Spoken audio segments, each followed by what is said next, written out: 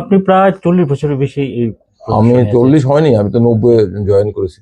90 তো এই প্রথম দিকে দীর্ঘ এই সময়ের মধ্যে অ্যাজ এ লয়ার আপনার ত্রিপুরার ক্ষেত্রে আমি বলতেছি মোস্ট শকিং এবং ব্রুটাল কেস একটা এক্সাম্পল যদি হয়। আমি তো ক্রিমিনাল কেস খুব একটা করিনি, তবে হুম, আহ, আহ, আমরা তো অনেকগুলি কেসই করেছি।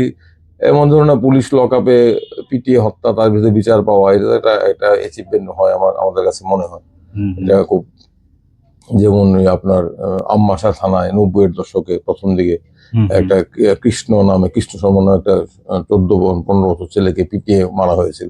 আহা, গল্প বানানো হয়েছিল, সে ইয়াতে নিউমোনিয়াতে মারা গেছে।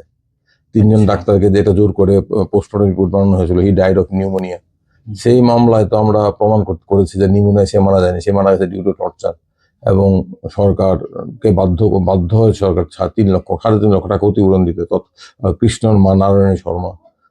অনেকগুলো, আমরা কদিন আগে উদয়পুরে একটা ঘটনা হয়েছিল। সোনামুড়া থানায় একটা ছেলে দুবাই থেকে এসেছিল, 2 মাস বাড়ি থেকে আবার দুবাই ফিরে যাবে, যাওয়ার আগের দিন পুলিশ তুলে নিয়ে গেল, সোনামুড়া থানার পুলিশ নিয়ে তার প্রচন্ড অত্যাচার করলো। না এগুলো কিভাবে তুলতে পারে তারা পট করে, মানে এটা কি ইচ্ছা করলে তুলে? এটা ওয়ারেন্ট ছিল, আইনে তো মারধরের কথা নিয়ে প্রচন্ড মেরেছে, মারা গেছে, বলেছে হার্ট অ্যাটাক।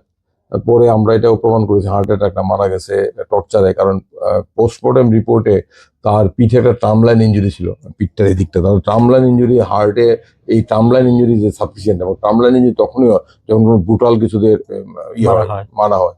এটা প্রমাণিত হয়েছে। আমরা 10 লক্ষ টাকা ক্ষতিপূরণ দিয়েছে হাইকোর্ট, আমরাই করেছিলাম। পরবর্তী সময়ে সুপ্রিম কোর্ট এটা বহাল রেখেছে। তো এই ধরনের অনেক উদাহরণ তো আছে।